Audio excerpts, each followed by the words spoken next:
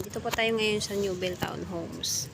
Yan, tingnan po natin ang model house ni Newbell. Yan, pasok po tayo sa loob. Yan, ito po yung model house na meron na pong mga gamit. Yan, ito po yung pwede nyong gawing idea para ayan. Pwede po kayo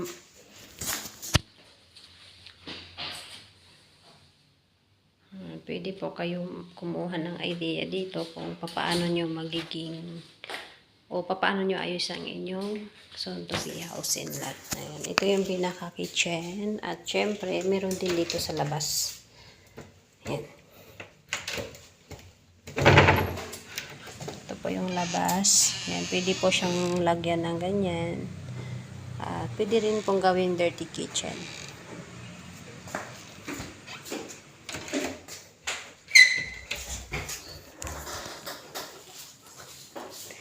Yan, ito naman po yung toilet and bath sa baba. Yan, meron din po ito sa taas. Yan. Tingnan po natin ang taas kung ano naman po yung pwede nyong i-design kapag ma-turn over na. Yan. Pag-akyat po, meron agad na bubungan sa inyo. Ito yung pang kids room. Ayan. Pwede siyang lagyan ng double deck. At saka dito pwede rin siyang para sa guest room. Ayan. So, syempre, dito sa hallway, makikita niyo yung pangalawang toilet and bath. Ayan. Meron po siyang pintuan dito. At syempre, meron din po sa master bedroom. Ayan. Tapos, ito naman po yung master bedroom niya. Ayan. Ayan. Ito po yung pwede nyong gayahing idea pagka-turn over or design. Tapos, dito sa mini balcony, pwede nyong lagyan ng mga halaman o kaya ganyan lang.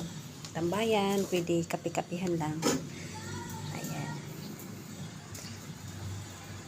Ito po ay malapit na maging RFO, kaya mga 2026, 2025, yan, pwede na siya malipatan.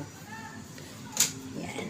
Punta na po kayo. Yan, may maning po kami ngayon dito sa Newbell Townhomes. Dito lang po yan matatagpuan sa Barangay San Hamayor, Tansa, Cavite. Maraming salamat po. Bye-bye.